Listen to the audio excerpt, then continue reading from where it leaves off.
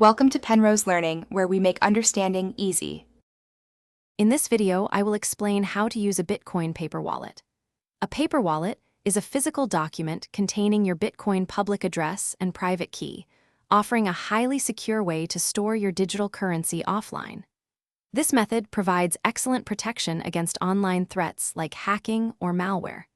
We'll cover everything from generating your wallet to securely storing and eventually spending your Bitcoin. It's a fantastic option for long-term storage of your valuable assets. Generating your paper wallet requires careful steps to ensure security. First, use a clean computer that is completely disconnected from the internet. Navigate to a trusted, open-source paper wallet generator website, then disconnect your device before generating the keys.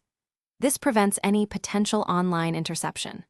Once generated, print several copies of your public and private keys using a printer that is not connected to any network. This offline process is crucial for safeguarding your funds. Once your paper wallet is printed, it's time to fund it. You'll send Bitcoin from an exchange or another wallet to the public address shown on your paper. Always double-check the address to prevent errors, as transactions are irreversible. For storage, treat your paper wallet like physical cash or gold.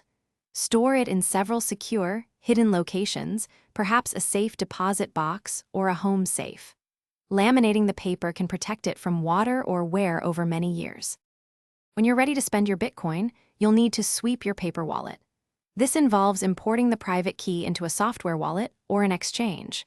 The software wallet will then recognize the funds associated with that private key, allowing you to spend them. Be sure to use a reputable and secure software wallet for this process. Once swept, the paper wallet is effectively empty, and it's best practice to consider it spent and not reuse it for new deposits. Thanks for watching. If this was helpful, leave a like and consider subscribing. See you next time.